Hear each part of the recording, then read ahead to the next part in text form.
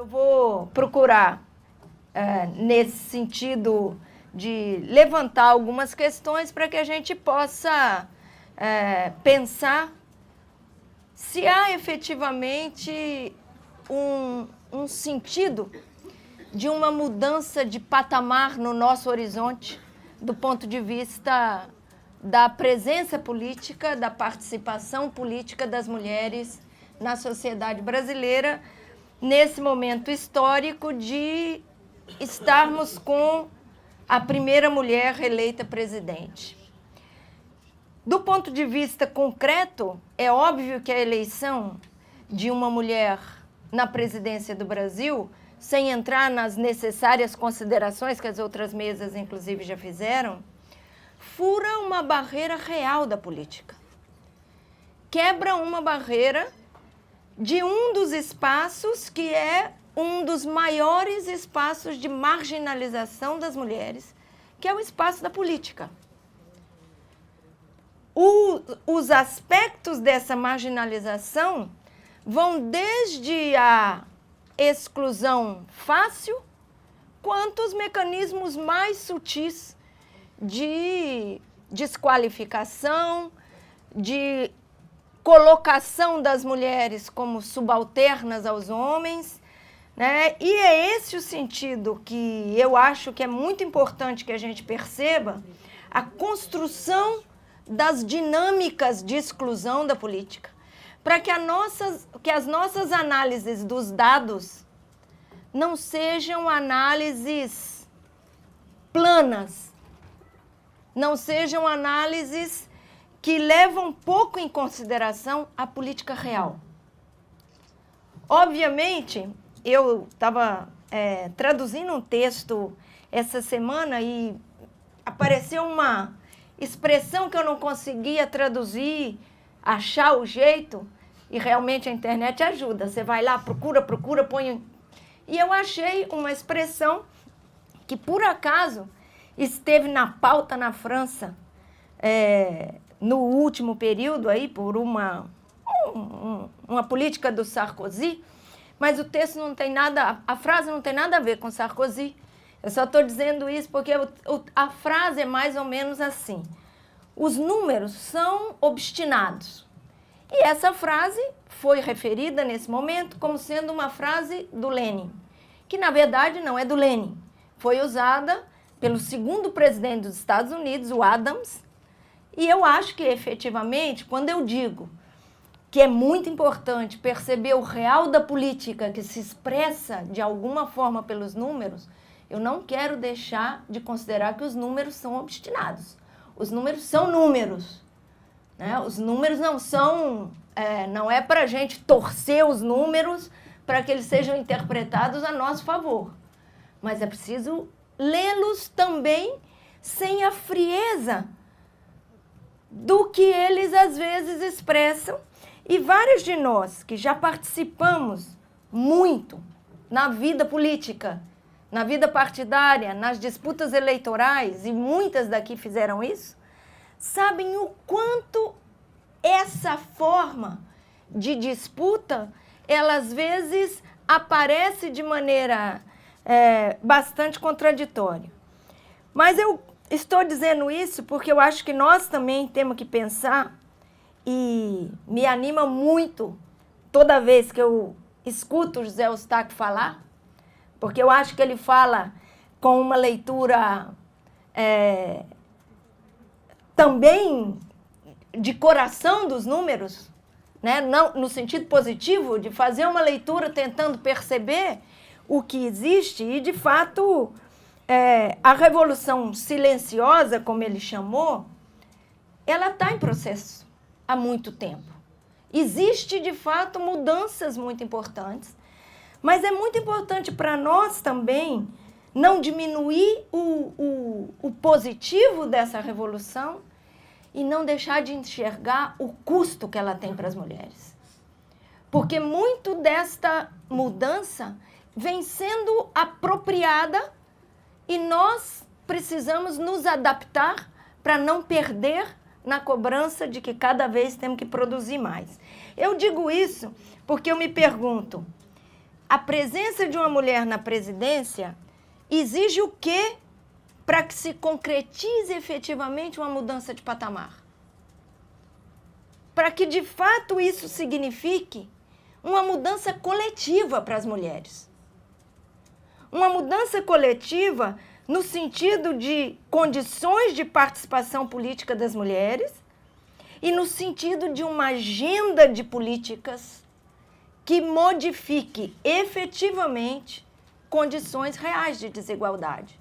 Agenda de políticas públicas e pauta de política para a sociedade, que não necessariamente se transforma em agenda de política pública no sentido de ações desenvolvidas pelo governo, como foi levantado aqui.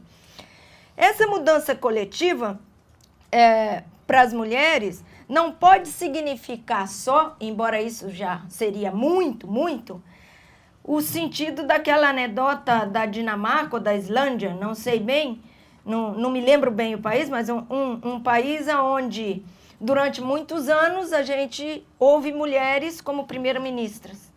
E um garoto de 8 anos, que conviveu o tempo todo com mulheres primeiras-ministras, perguntou para a mãe: mamãe, homem também pode ser primeiro-ministro? Claro, isso são mudanças de padrões culturais. Ver uma mulher na presidência significa muito. Significa muito na mudança da interpretação da capacidade política das mulheres, das condições políticas de mudança, mas significará uma mudança coletiva se isso mudar o que a Helena Hirata chama das fronteiras da desigualdade. As novas fronteiras da desigualdade que vão se instaurando e vão nos empurrando para um patamar de modernidade, mas uma modernidade subordinada, uma modernidade com um custo de trabalho, com um custo afetivo, com um custo de solidão real bastante grande. A pauta feminista. A pauta feminista é frequentemente, diretamente massacrada nos meios de comunicação. Não toda a pauta de mulheres, mas toda aquela pauta que significa romper com posição subordinada e igualdade das mulheres. A pauta dos meios de comunicação sobre as mulheres é recorrentemente a pauta da futilidade, a pauta da aparência, a pauta da fragilidade e a pauta da reafirmação de um maternalismo essencialista absurdo. Então, quando a gente pensa, é a primeira vez que eu vejo nessa mesa de hoje uma interpretação positiva do debate do aborto nas eleições. Vou meditar muito para ver se realmente, quem sabe, espero que todos os da mesa estejam certos, porque isso nos abre possibilidades. Não é a minha interpretação, porque eu acho que a forma como ela foi feita também significou um recuo dos partidos políticos e um recuo dos agentes políticos na sociedade brasileira. Eu me pergunto e temo de que forma esta pauta estará nas próximas eleições. Todo mundo começando dizendo: eu sou contra o aborto. Que é para evitar o posicionamento. Agora, nesse ponto, pode ser que eu sofra mais do que alguns. Eu espero efetivamente que a gente consiga construir estratégias para que o tema seja possível de aproveitar a possível contradição da sua colocação em pauta. E a imprensa demorou muito a reagir. Demorou, e não acho que a imprensa reagiria melhor que outros lugares.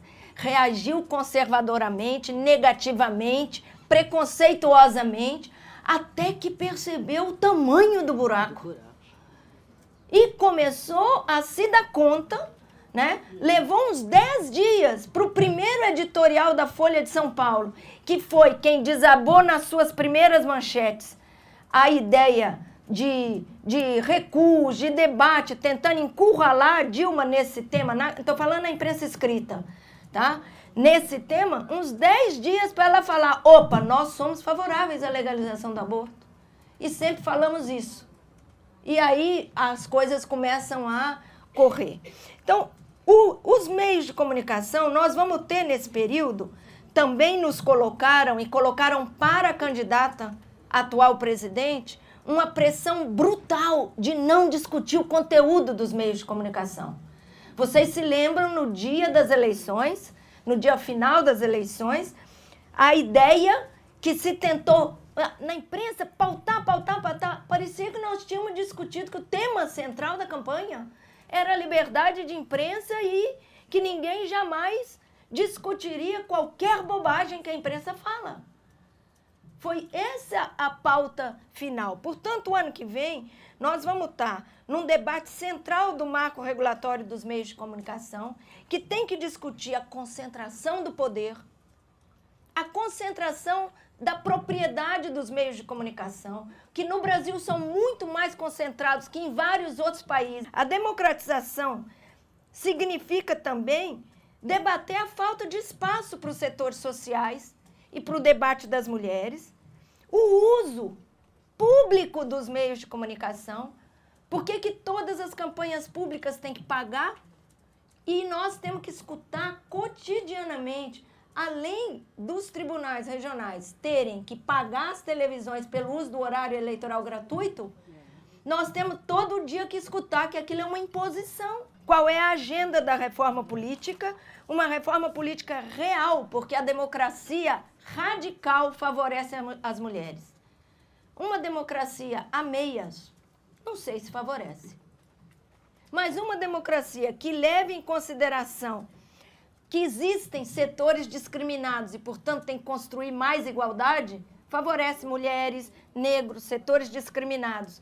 Por isso, eu acho que o movimento de mulheres, se quer ter um conteúdo de mudança, tem que lutar, sim, por uma mudança pública do sistema partidário. E pública, eu estou resumindo, porque não posso levantar todos os pontos, com lista pré-ordenada, com financiamento público, com controle do tempo, com barateamento das campanhas.